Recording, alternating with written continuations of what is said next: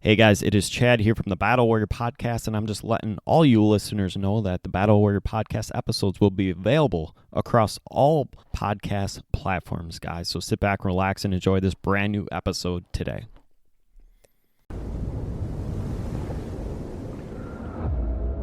Please beware. The voice in your head is a threat.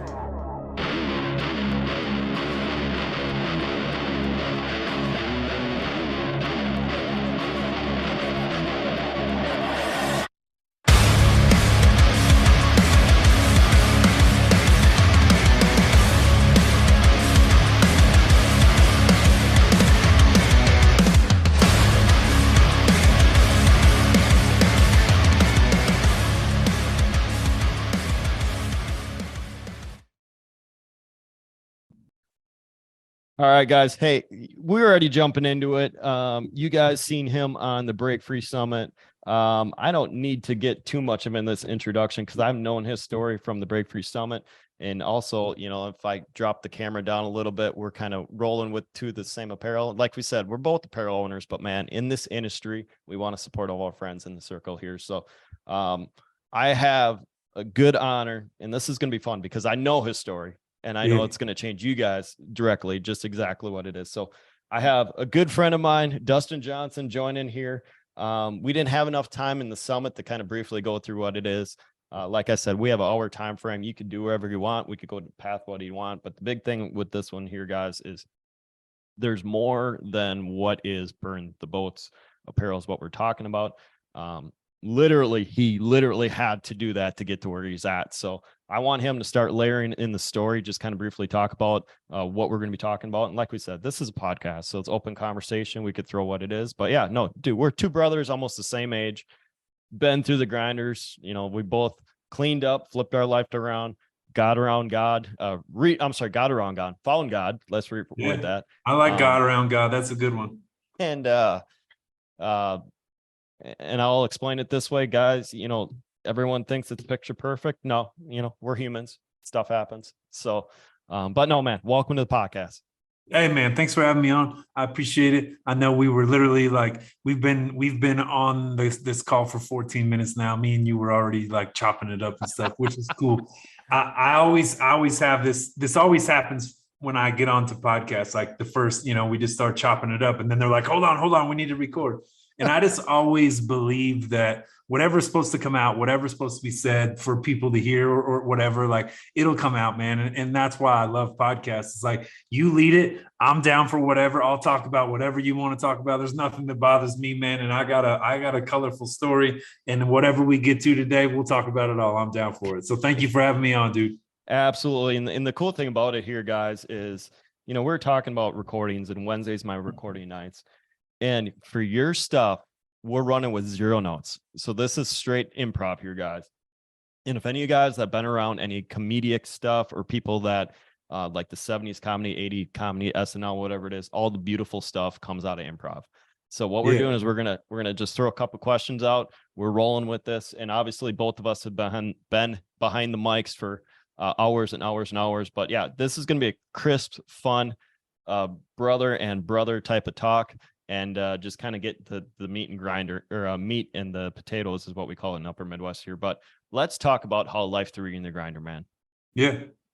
So about 10 years ago, almost 10 and a half years ago, I had fallen to the bottom of the pit that I wanted to go to. I had got as far down as I wanted to. About 14 years ago, I met my wife. She battled with a disease called endometriosis for the first 3 years that we were married. It was first 4 years we were together, 3 years that we were married. It was a grinder, and there was a lot of pain and a lot of surgeries and a lot of stuff. And we were actually kind of ahead of the time with endometriosis before doctors really knew what it was, before people really knew what to do with it. So it was a lot of trial and error stuff, see what happens, right? Well, that's taxing. We were, young, 22, 23 years old, just trying to figure it out. And on our third wedding anniversary, June 13th, 2012, my wife actually had to have a hysterectomy at the age of 26. She was just a wreck inside, and for her overall health and lifestyle, it was the decision that we needed to make. Along that journey, I got addicted to prescription pain pills. She was getting them by the grip, and along the way, I actually was riding motorcycles and got into motorcycle clubs and riding groups and all this stuff. And I ended up starting my own riding group, became the president of it. And inside of that and around the situations that I was in, like prescription pain pills became super easy for me to get. So I was actually getting 1,200 prescription pills a month from, I had two friends that were both disabled, one by the United States military, one by the United States government. And so they would get 900 pills a month. I would pay $45. Yeah, I would pay $45 a month to pay both of their copays, and they would each give me 600 pills. So I'd have 1,200 pills per month. By the time I checked into treatment, October 13th, 2012, I was taking 6,000 milligrams of prescription pain pills between Oxycontin and gabapentin a day. I was smoking 3 packs of cigarettes a day. I was 260 pounds, fat, out of shape, miserable, depressed, broke. Marriage was crushed. Like we had a tough go, especially in the beginning of our marriage. But thank God it allowed for us to burn the boats to the ground, and we were able to rebuild from there. So 2012 to 2016, we worked on ourselves, worked on our health, worked on our marriage, worked on our finance, worked on everything, all the stuff, self-help, personal development, before we even knew what self-help and personal development was. Just put our heads down and got to grinding, man. And that was the thing. Like, as we did it, like I literally started with fitness when I got home. Like I said, we were out of shape and fat and miserable and depressed. And I didn't have a ton of money. We both had really good jobs, but we were on a mission to pay some debt off and take care of some business. So we literally started doing fitness because we could afford it. It was free. So my wife and I would go out into the garage together. We would do push-ups and sit-ups and pull-ups and squats and whatever. We had like a Tony Horton P90X and X something another. We would pop into this old crappy TV that we had. The dude, CDs, and, man. The CDs. Yeah. So we got this DVD and we're, sweating to the 90s in the freaking garage because that was what we could afford. And when I say that, like, so many people today focus on health and fitness, and it's like, oh, I got to eat right, and I got to have this gym membership and this trainer and all this stuff. And it's like, dude, I started with nothing. And most of my workouts that, like, because we'll get to it, but like I've traveled the country in a school bus. Most of my workouts have been with no equipment, no nothing, and it helped. So we dove into that. And along the way, man, we were working on our marriage and working on paying stuff off. And my wife's dog passed away October of 2016. And all of 2017, we decided to sell all of our stuff. I mean, everything. Like we sold all of our stuff. I worked for a major railroad in this country, and I was building bridges, and we were traveling all over the world, all over the country. So for about 9 months each work season, I would be gone 6 days a week. Right. And so I'd only come home on the weekend, but that would be like, I would get home early Saturday morning, maybe like between midnight and 6 a.m. And then I would leave Sunday at like 7 or 8 a.m. so that we could be back to work for Monday morning. And so that was how our relationship was the entire existence until 2017, when we sold everything. And the reason we sold everything is because my wife wanted to travel with me. She got tired of hearing stories of like, cars on fire or weird houses or prostitutes. So like, we grew up in Nebraska, man. I ain't never seen no like wool mink coat with boots up to their, hips or whatever. Like, yeah, we were driving through Memphis. I came home and told my wife, I said, I seen my first prostitute. And she's like, what? It's like, yeah, man, all I've ever seen it was on movies. I grew up in Nebraska. We don't got enough people to even have prostitutes, I don't think. So that was kind of the premise. My wife got tired of like all the cool stuff, all the stories, all the adventures, all the excitement, all the experiences that I was experiencing. And she wanted to experience them too. And so all of 2017, literally, man, we were having garage sales, Facebook marketplace sales. We was having all the sales. And we sold everything. We got down to a studio apartment in June of 2017. We sold our house. You know, we went from a 3-bedroom, 2-bathroom home with a full freaking gym in the basement to a studio apartment with a mattress on the floor. And then the rest of that year, we just continued to slowly dwindle down the remaining stuff that we had. And then on December 31st, 2017, we loaded everything that fit into our pickup truck and headed out on the road. And so for all of 2018, my wife and I traveled across the country with the railroad. We went through 25 different states, 21 national parks. I think we stayed in like 56 or 66 different motels that year. Like, man, we were all over the place. And ended up really, really being what our marriage needed. It allowed for us to get to know each other better. It allowed for us to really like start dating and experiencing life together. Because the first 10 years, like I said, man, I was gone literally, 95% of the time. So it was really cool, man. It was what we needed. And we got to see it. We got to do it together, and we got to experience the country. Like, that you always hear people talk about vacations and I want to go to Mexico or I want to go to Tahiti. And it's like, man, you start popping around some of these small towns or some of these cities or some of these national parks. And I'm here to tell you, man, this country's got some amazing things to see and do. And it's been a blessing that we were able to do that. And like I said, it really, really was beneficial to our marriage. And what it took was we literally got down to 6 totes worth of stuff, 6 totes. And when you get down to 6 totes worth of stuff, you've removed all of the things that get in the way, right? So there's like, you don't have a TV. We were staying in motels in what the average motel is, 200 or 300 square feet. Like, and when you're in the middle of downtown Denver or freaking whatever, like there's nowhere to go. There's nothing to do. So it's like, you got to work through your stuff. And so together we worked through it. Instead of like run from it, we just met each other and learned to work together on everything that we do. And that's where we are today. Like, people understand now how we got there. It was through like getting down to nothing, having nothing, burning everything to the ground. So 2019, we decided to purchase a school bus. And I'm talking like handicap lift with all the freaking gum stuck on the floor and all the seats in it. And most of 2019, my wife and I spent converting this school bus into an RV. And then at the end of 2019, I actually left the corporate world, and my wife and I moved into our semi-converted school bus. We weren't fully converted when we left. But so we spent the first half of 2020 living in our school bus, traveling around the country. We went to California, Arizona, we were Utah, Colorado, places like that. And we went to Hemet, California. We were working on another school bus with another couple of friends. It's a big pop. There's a lot of people that live in buses or vans. Like, it's crazy when you actually get into this lifestyle.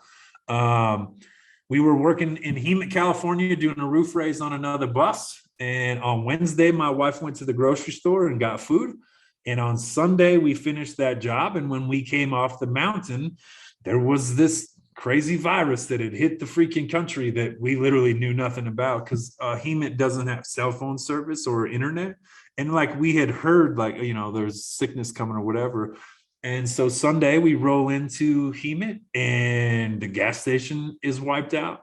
The freaking grocery store is wiped out. Like, there's no toilet paper. There's no nothing. Like, we were now living in a school bus in California, and the whole world was in the middle of a pandemic. So we were out of water. We were out of propane. We were out of food. And it was like, oh man, what do we do now? So along the way, my wife and I actually became certified nutrition and fitness experts. We've been coaching nutrition and fitness online since 2018. And so knowing food and knowing what's healthy and what to do was very, very beneficial. We went to that grocery store. I actually walked out with like 500 and some dollars worth of food, while everybody else was like looking for fudge rounds and cinnamon swirl cakes. I was buying actual food. It was scary for us because, like I said, all we had was a school bus, and we didn't have no home to go home to. Like, we didn't know what we were about to weather or experience. So we loaded up with diesel, we loaded up with water, we loaded up with food, and we headed for Nevada. I know it might sound crazy, but the last place I wanted to be stuck was in the state of California, in the midst of a pandemic, in the middle of, like, you know, at the time they were talking about shutting borders down to states and all this stuff. So it was wild, dude. And so we just took off. We headed to the desert of Nevada, and we stayed there for literally like a month, out in the middle of nowhere with nobody. And, you know, that was when like social distancing happened and all that. And I was like, babe, like, this is the first time that I'm like ahead of the game. Like, I built this bus. We should have called it social distancing, because like we are freaking made for this. So it started to get real weird. It was about May of 2020, man. Borders were getting funny, states were getting funny, the government was getting funny. You were starting to have a text message, national parks were getting closed down. And I was just like, look, I'm not trying to be stuck or a burden everywhere that I go. So we actually got the opportunity to stop in Salt Lake City and help a friend of ours start a major apparel company. And we basically went from 20 packages a day to $4.5 million worth of revenue in 11 months. And if you can imagine that at $30 of a t-shirt or $30 hat, we were selling a crap load of stuff. And so it taught us a bunch, you know, like obviously now I run my own apparel company, but it taught us a bunch on, you know, solving problems and fixing things and getting through the whole situation of every day. It was just growing so fast. So we stayed there for about a year, and about that time the virus was clearing up, like things were, and I got tired of the whole health and well-being of the country. So I said, hey, let's pack the bus back up. And no one's ever done this before, but we decided to go on tour and literally give out free nutrition and fitness seminars at local parks all across the country. So we did a 10-city tour stop. We went from Salt Lake City, Utah, as far south as Houston, Texas, as far east as Pensacola, Florida, and as far west as San Diego, California. And along the way, like I said, I just got tired of like the weird health and fitness stuff. And we just started talking about like eating healthy, exercising, drinking water, sleeping well, and truly helping people get back to true health. And so that was really cool. Along the way, I had this experience at a church in Frisco, Texas, and I wasn't following God. I wasn't like, I was smoking dope and doing all kinds of crazy stuff. And we pull into Frisco, Texas. I had been in the presence of the pastor at an event that we had went to. And so when I heard that there was this event called Warrior Night at this church that this pastor was speaking at, I just knew I had to be there. And lo and behold, it was the week that we were rolling through Frisco. We could say it was a godsend. So my wife went to She Gathering on Thursday night, and on Friday night, I went to Warrior Night, and it was crazy, man. I knew nobody. There was 400 men there, and I knew there was one dude on Instagram that I had talked to maybe like a handful of times, had never, ever, you know, met him or anything like that. And he said, hey, are you going to Warrior Night? I seen you made a post or something. I said, yeah. He said, if you meet me in the hallway of the church, I will sit with you. And I was like, cool, man. 1 out of 400. That ain't bad. Like, at least I know this guy. So I walked in, and this church is like a mega, it's freaking humongous.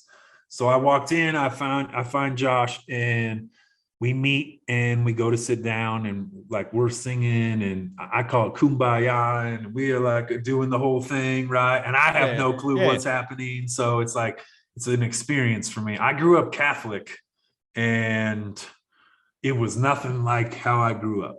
And when I joined the railroad at 21 years old, I didn't go to church, or I wasn't Catholic anymore, because I was traveling, like I was all over. So I didn't make time for it. And it was time for me to do my own thing and run into my own troubles and honestly, like, walk away from God so that I could come back to God and understand more of it along the way. So I go to Warrior Night, and we get to the end, and the pastor's asking for a donation of $1,000 because we're going to try to collect $100,000 and pay some debt down for some people that were there. And I was like, man, that sounds really cool, but I don't have the money. And so I'm sitting there, and Josh, the guy I just met, he stands up, and I was like, damn, I hate that. Peer pressure sucks. And I'm sitting there, and I got a few $1,000 cash in the bus. I got thousands of dollars in the bank. And I'm sitting there, and I'm like, no, I don't have the money. Like, there's no way I can do this. It's just too much money. And in my gut, it's like, you can't say that. Like, you literally have a few $1,000s in the bus. Like, you can't say that you couldn't go get $1,000 right now. And I was like, damn, I can't do it. I can't do it. I can't do it. And finally, like, it's my spirit, right? My spirit's like, you need to stand up. So I was like, all right. So I stand up, and Pastor Keith is counting, and he says 125. He points at Josh. He says 126. He points at me, and he says 127. Again, I've never met this dude. I've never met anybody inside of this church except for the dude that I'm sitting next to. He says 127, and this pastor stops in the middle of this whole thing that we're doing.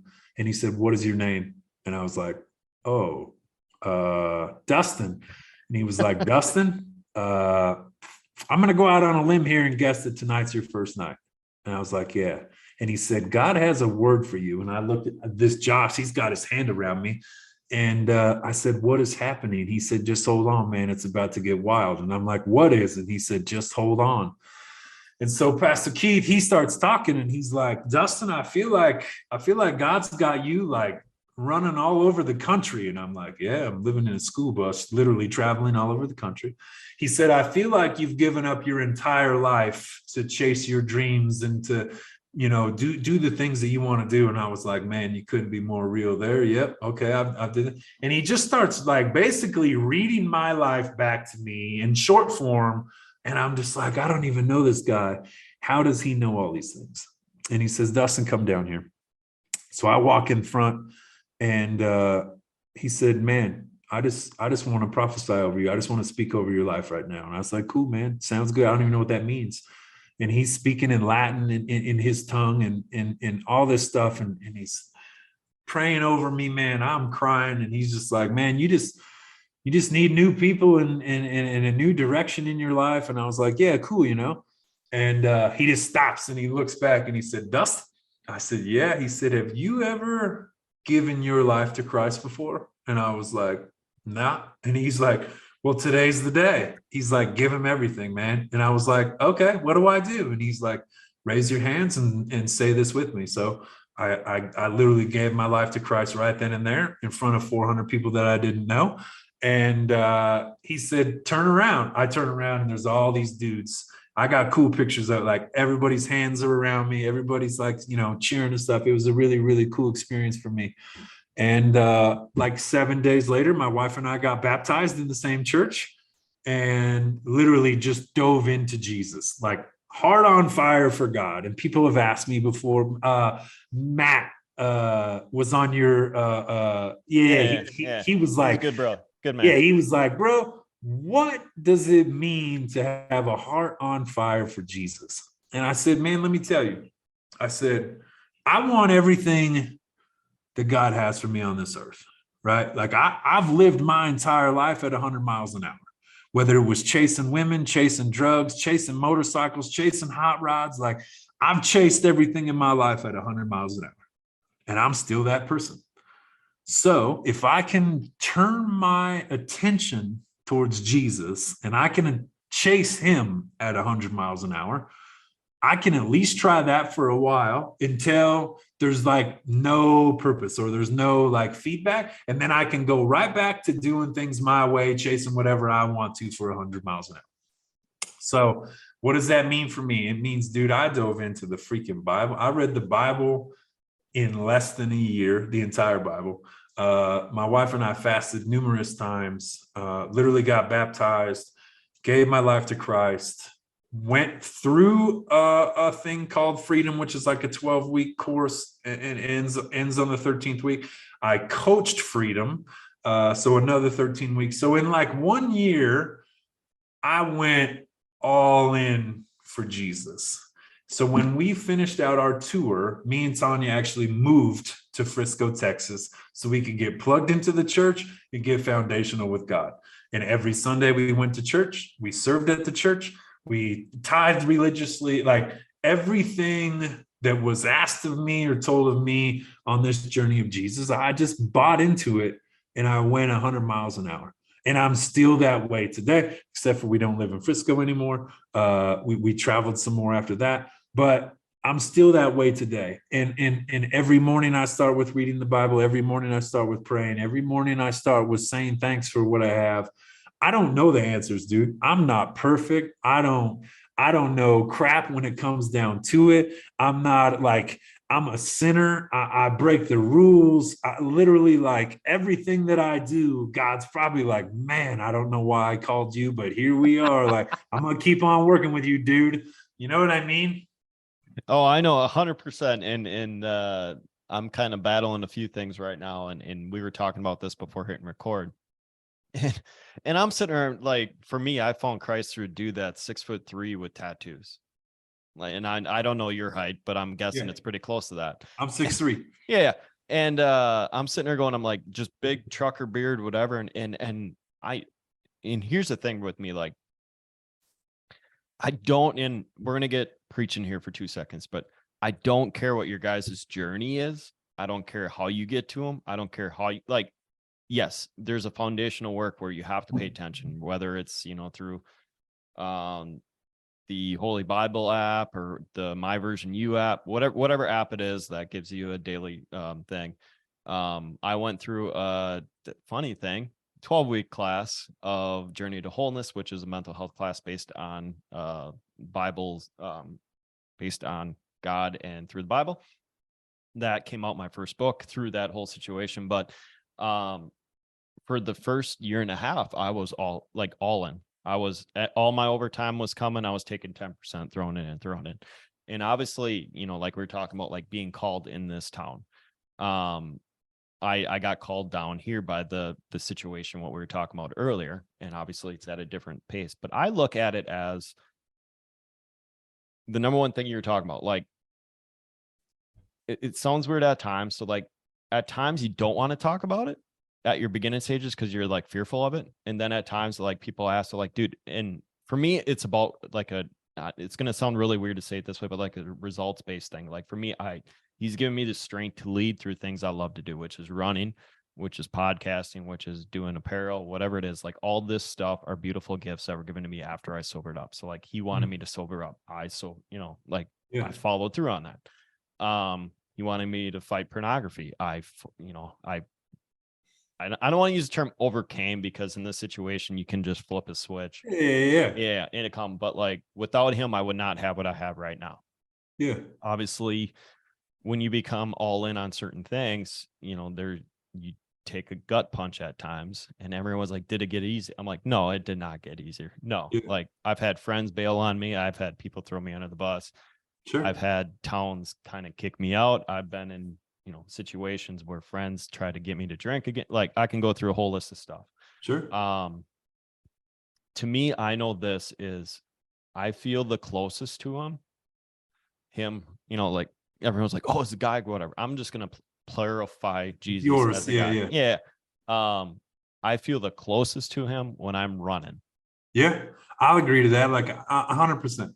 So let's just dive into this since we're here.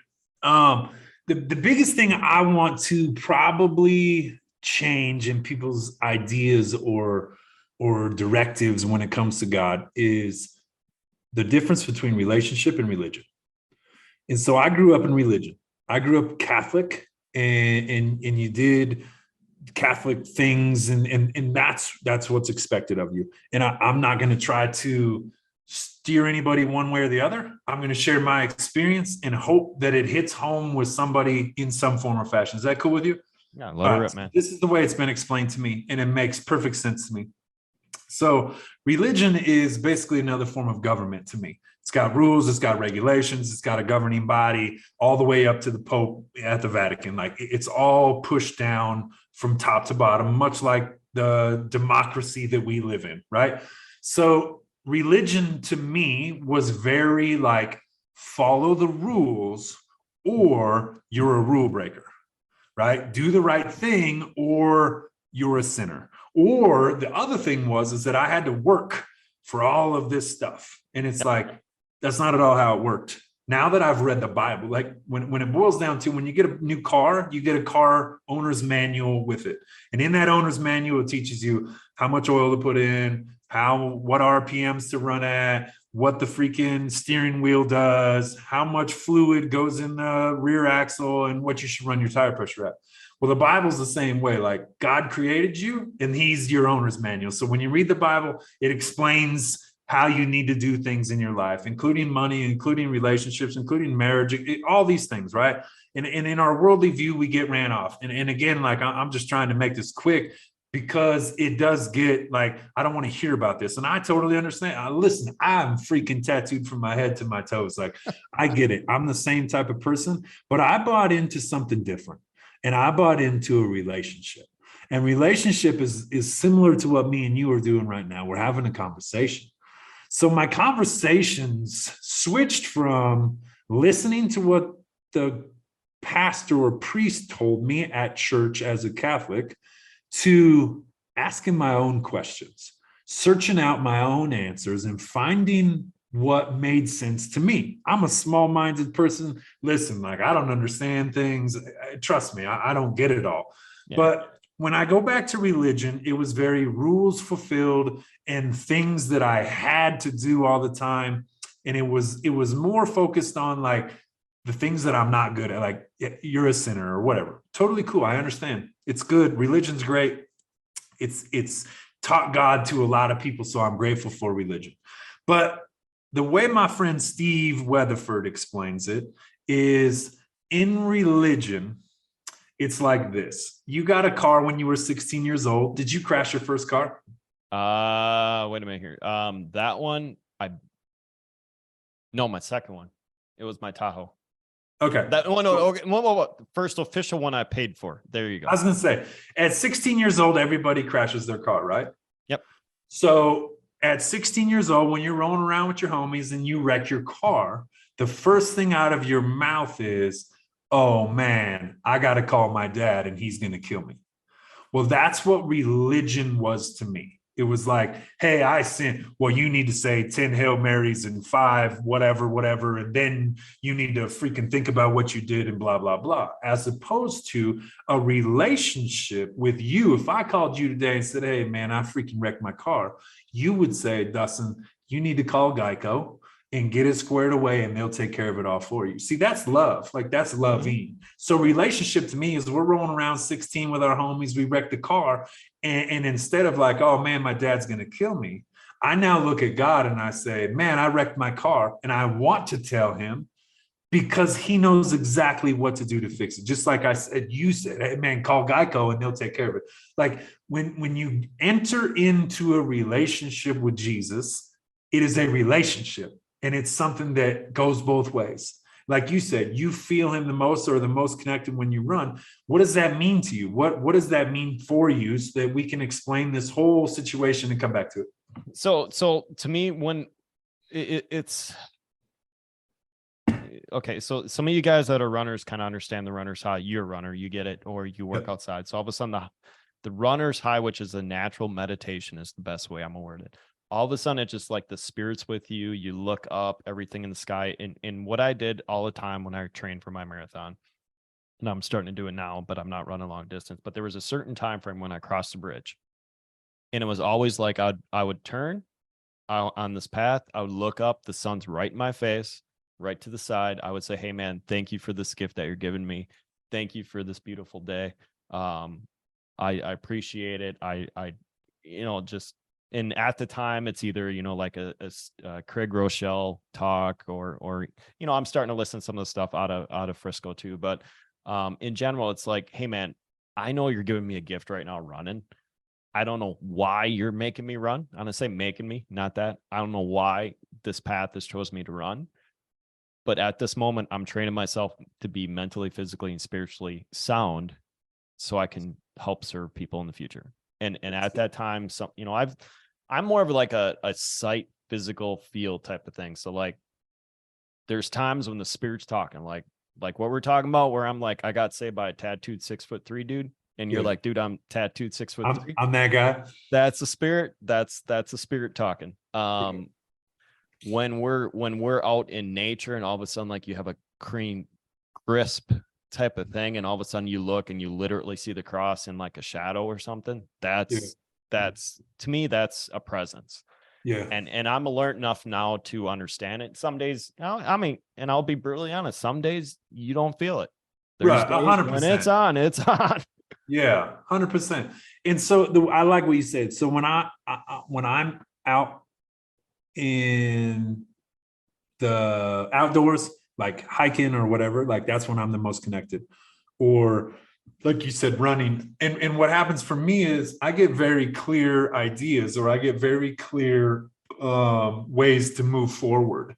And so that's put in me, that's given to me, that's a gift. And so I just take that and just like I would a friend texting me, it's like that was given to me just like you were texting me. So that's why I relate it to a relationship.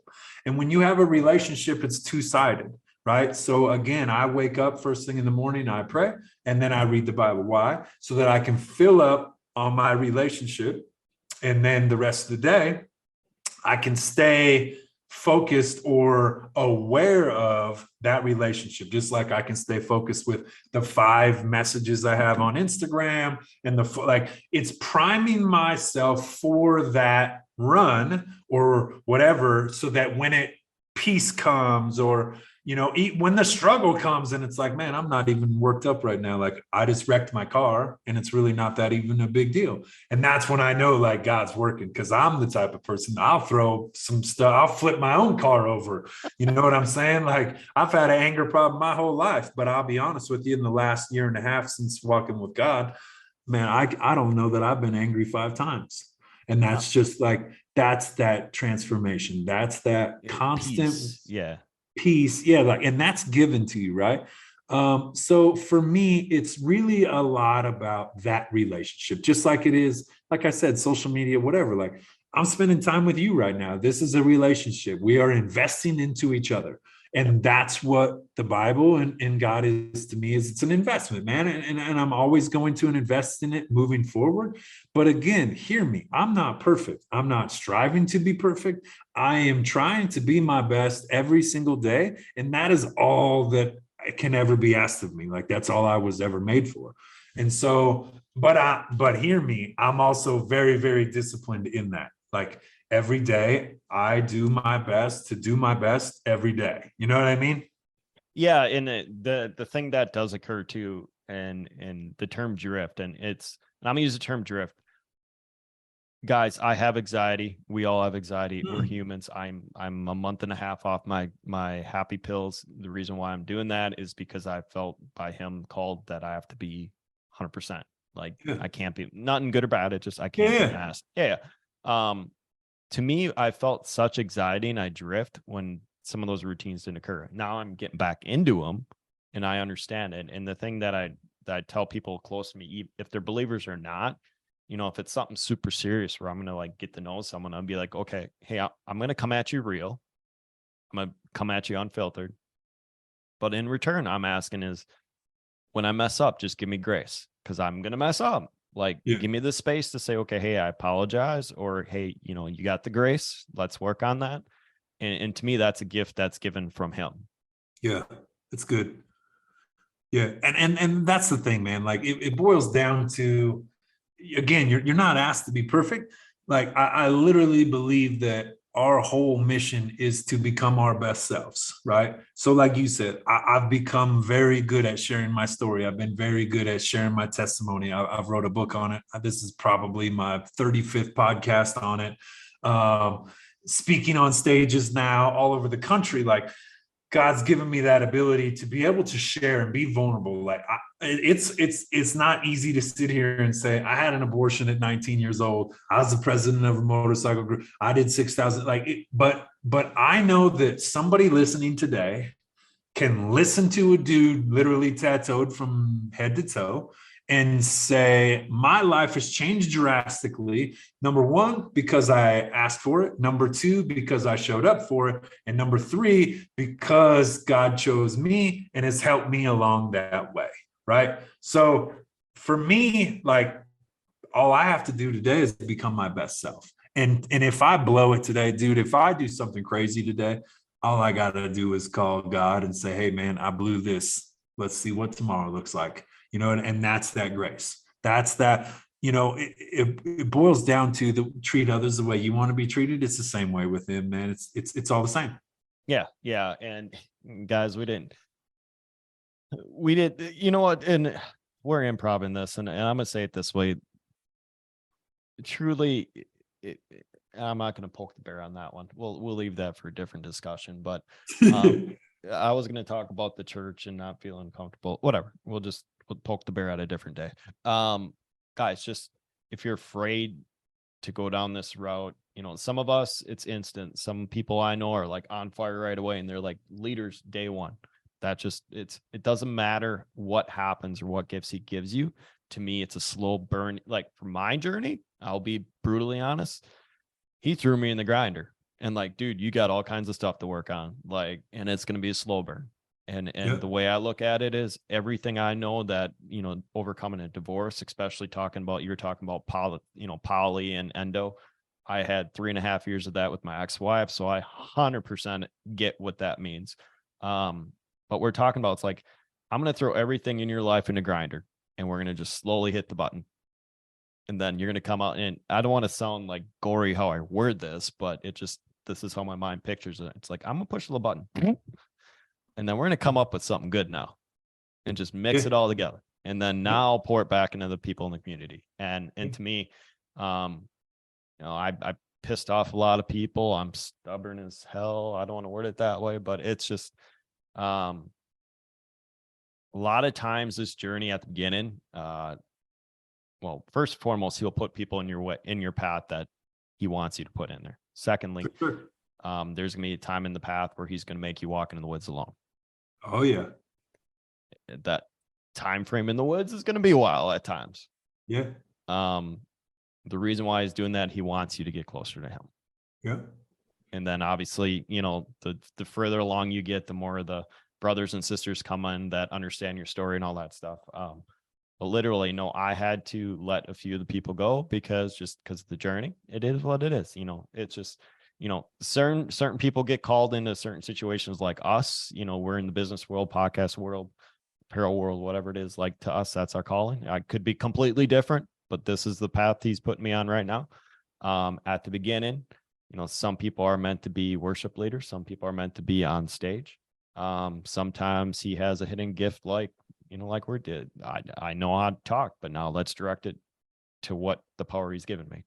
Right. And, you know, there's many different forms of which you want to go add to. Like, nobody's perfect. The reason I'm going to say it this way, each person's story is meant for what he wants it to be meant for. So like, the person that I could be sitting next to could be like, okay, yeah, like, I robbed a bank, I found Jesus, and now I'm in church or whatever it is. It's just, we're individual different stories, people. So don't get freaked out and get all up crazy and go nuts because the person next to you has the same story as you. Like, every one of them is individual.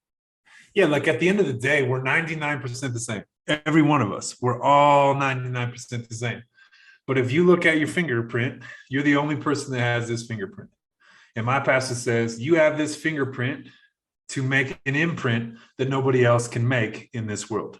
And that's the truth. Like, all of us are 99% the same, but you have a 1% inside of you that has to be developed and deployed to help other people. It's not about, like, your life is not about you at all. And you realize that, like, if you were meant to be single or alone, then you would be able to reproduce on your own, but you can't. You have to have another person to reproduce.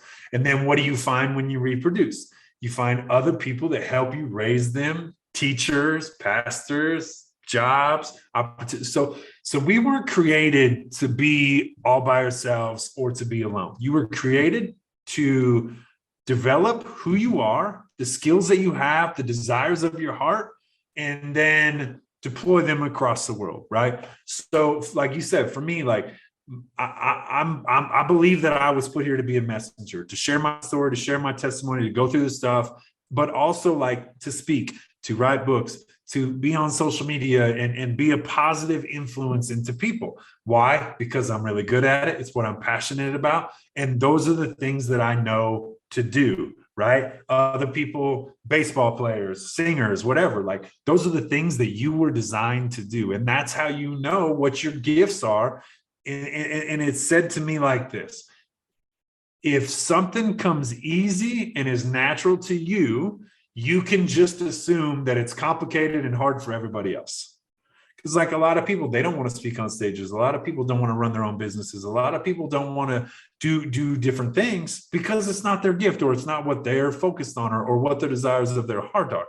So it really boils down to finding the things that you enjoy, finding the things that you want to do, finding the thing and pursue them. Get really good at them and share them with the world. Like, at the end of the day, that's all it boils down to, is freaking spread love, man, and share what you know with the world. Yeah, and support, and I'm a emphasis on the support all your brothers and sisters in this industry. Yeah. And don't be so, like, I couldn't, and I'm gonna use this for example, the post I posted about all of us. It's I could be like, yo, dude, he's got a apparel brand, I want to steal it, but, like, dude, that's not what this is about. This is about supporting the journey to this world, the ideas, the time behind the scenes, the talk and the speaking, whatever it is. You have to support your friends, because, like, the time behind it, like, you might have something that, I might be good at something, you might be whatever. It's all about community and lifting your community up. Absolutely. Yep. And that's, that's what makes the world turn, man. That's what it all boils down to. But also, at the same time, man, it's easy to get caught down the wrong. Like, I've been down some dark ass roads, right? And there's two. We're just, like, full-fledged into Jesus, so I just want to touch on this really fast. The first two commandments are love God with all your heart, all your mind, all your soul, with all your worth, right? The second one is to love your neighbor as you love yourself. And I believe that whole thing gets looked over. And honestly, like, if it boils down to me, in my opinion on all this, because it's all opinion, like, and what revelations you get and what relationship you have and how much time you put into it and effort and all that stuff. So for me, the hardest part of this whole situation doesn't have to do with God at all. It has to do with me and my ways, and the way that I was created, and the way my brain thinks, and the thoughts that I have, and the things that I want to do. Because if you leave me alone on my own, I will mess everything up. If you don't believe me, man, read my book. But at the end of the day, like, what it boils down to is the last part of the second commandment is to love your neighbor as you love yourself. And in order for me to love myself, like I said, man, I freaking had an abortion. Which is literally murder. Like, the kid would be 18, 19 years old today. You know what I'm saying? Like, divorce, You talked about divorce, drug addiction, alcohol, women, money, drugs, jobs. Like, there's all these worldly ways that we can chase, right? So it's hard to love yourself, especially if you've made all these mistakes or sins along the way. And it's like, well, there's no way I can turn to God now, because, like, I'm this person, I'm decrepit, I've messed up everything. And that's the exact opposite of how it works. But what's happened for me over the last 10 years of this relentless pursuit of becoming my best self is I have learned to begin to love myself. If you wonder why this is so important to me. Go into traffic today, and I guarantee you within 10 seconds, you're going to hear somebody honk at somebody. You're going to see somebody flip somebody off. You're going to see road rage. Why? Because they're actually doing the second commandment exactly the way it's written, to love their neighbor as they love themselves. And the problem is most people don't love themselves. And the reason I know that is because I've been one of them people, right?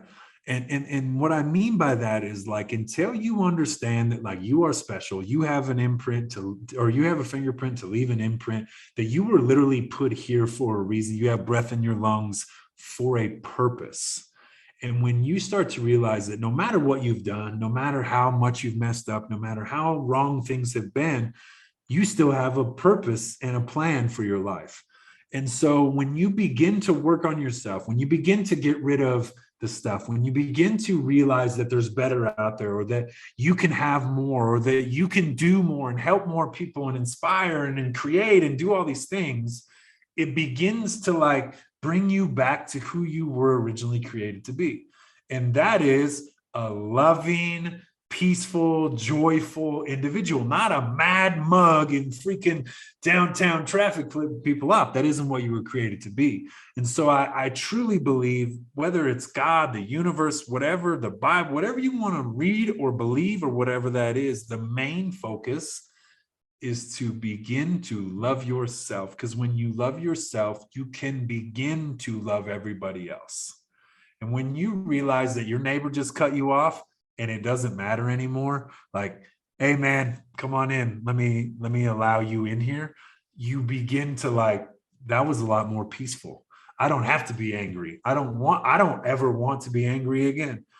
When I get angry, things go bad, right? So it's like, as I realize that, like, I don't want to feel that way. I don't want to be an asshole. I don't want to hurt people's feelings. I don't want to be agitated. That is self-love. And I have chosen to love myself, which allows me to now love other people. It's that, like, my cup's full, I can fill other people's cups.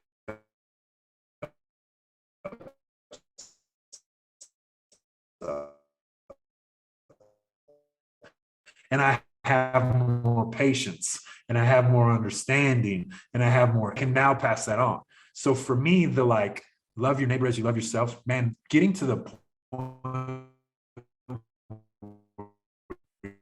you can love yourself is a really single day with what I'm reading, what I'm doing, what I'm allowing in my ear holes, what I'm seeing on Instagram, or what I all got going on. My focus is on loving myself so I can love everybody else in a better way than I did yesterday. And that's what becoming my best self means to me. You know what I mean? Yeah, and you hit the nail on the head, especially when we're talking about something I was preaching straight out. Everyone's like, this, serve, like, serve this. And I'm just like, yo, like, how are you? Yeah. And they're like, well, I'm tired. Okay, so let's get your bucket full, come back and get it situated. So that's kind of like that's a situation where I was, like, I call it unconventional. Like, we're both unconventional with it, but Yeah. that's how it's supposed to be. It's not supposed to be by the rules. Right. Yeah. So that's the main thing where I tell everyone straight out, I'm like, you literally have to take care of yourself first. Yeah. Take time, date yourself, whatever his situation is. Take time on yourself. Yeah. So the way I look at it is, I'm selfish with my time in the morning so that I can be selfless the rest of the day for everybody else. It's just like on an airplane, they tell you to put your own mask on first. If you ain't got oxygen, you might be able to help 3 people, but eventually you're going to run out of oxygen. So if you put your mask on first, now you can help every single person on that plane. But if you help 3 people and then you end up dying, you weren't no help at all, because now you're just in the way. So it's like, be selfish with your time. Be selfish with what you watch on TV. Be selfish with what you allow into your ear holes. Like, listen, I grew up listening to gangster rap. And I'm about to blow your mind on something, right? So I grew up 90s kid listening to gangster rap, and I'm about to be real with you, right? I've struggled with drugs, sex, alcohol, violence, money, work. Can you name to me what 90s rap was about? Yeah, all of that. Drugs, sex, money, And Screw the that's what I cops. mean. What you listen to, what you read, what you allow into your space becomes who you are and what you're about, right? And so that's exactly what happened to me. I'm literally like, I chose to listen to those songs, and that's who I became. So it's like the more protective you are over what you read, what you listen to, who you allow in your space, the dreams that you have, the desires that you chase, all of those things are so important because they become who you are. So focusing on all those things and focusing on loving yourself enough to like, you know what, I'm not going to listen to gangster rap anymore. You know what, I'm not going to watch Ozark on TV or Yellowstone. And it's like, oh man, it's just this or it's just that. And it's like, yeah, but just one picture of that lady stays burned in my head forever. Right. And so now, like, that's a problem because at any point it's like thought into my head and I can't remove that. And it's like, because I allowed that into my filter, that's now part of who I am. And because I allowed so many things into my filter, it became who I was, and it's not who I want to be anymore. So now I get to change that, and I get to choose what I want in my space and who I allow and what facets and things are there, which allows me to determine and decide who I become and what I become along the way. Does that make sense? Absolutely. And that's the thing I decided when I shut my phone, shut my TV off. We're going to end it here pretty quick, but my TV is literally next to me on the ground. Should be right where Bob Marley is. Yeah. And the reason why, and I'm going to explain like the three guys behind me. Three guys is obviously Hendrix, Bob Marley, and then above where my head is holding is James Hetfield, which is Metallica singer. So the thing that I looked at with this is a complete collaboration blend of how I am as a person. And I'm going to say it this way. So like, to me, when I want to calm down at night, I will listen to acoustic Christian, or I'll listen to chill mix, which is like Erasure, Bob Marley, whatever it is, all about love. Like it's just chill. Relax as you, talks about love. Yeah. This guy over here, this is my alter ego. The reason why is obviously you're a 90s baby, and there's a few company in 90s called WCW. Voodoo Child was played when Hulk Hogan came in thing. So it's like a Ric Flair Hulk Hogan thing. And there you go. When you guys hear that tone of Voodoo Child at the beginning, I don't care about the words. I just care about the wah talking. That's like the coolest intro in a long time. Yeah. Obviously with Hetfield, it's more about being the outlier in the industry and kind of creating your own path. And with him, obviously all three of these took heat in their industry and obviously the premiere of it. But I looked at the emotion of finally, which I still deal with to this day. We're all kind of wired to be tough males. Sure. But the emotion of finally putting it on paper and finally dropping your art out, like dropping it on paper.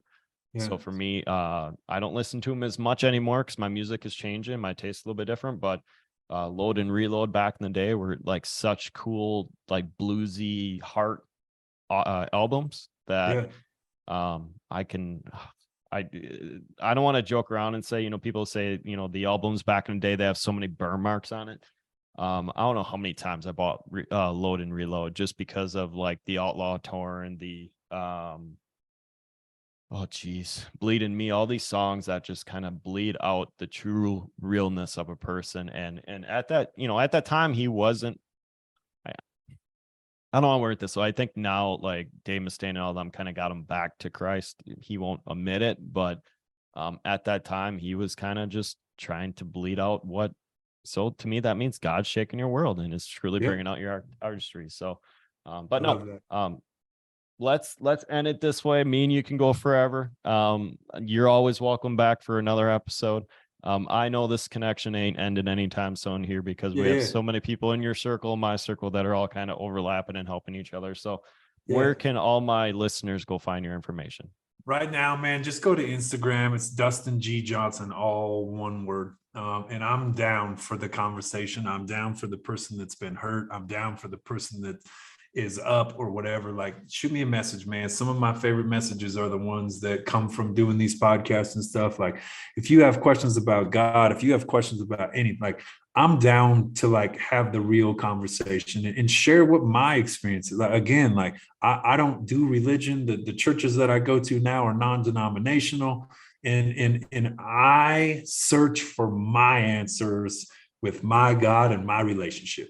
So it's like I'm not the same as the pastor or anything like. I'm just going to give it to you the way that I see it, and ultimately, like it's a journey, and you get to go on it. Like I think so much we get afraid because we don't know. I still don't. I don't know anything. Period. Like the older I get, the less I know, and the more questions I have, and the more I want to learn. And so it's like this whole life, man. It's all a freaking journey. So go on it.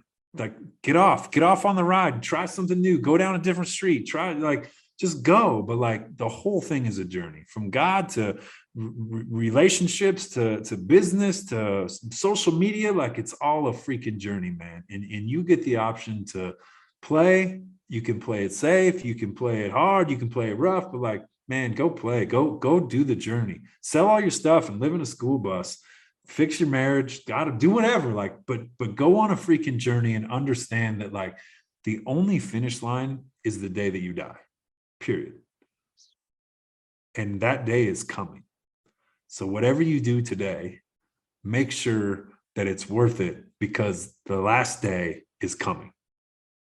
You want to see a person on fire here, guys? Well, you're listening to two of them and watching in the short thing, and I'm explaining it that way. Like when you watch family members pass away and you realize, oh, it's time to get on fire. Yeah, it's go time. Like it's go time for both of us. So all you guys listening, like quit being in the old mediocre thing, man. Like, yeah, light a little fire and go. Burn the freaking boats, baby. There we go. That's how we're gonna end it. So, man, thank you very much for coming on. Thanks for having me on.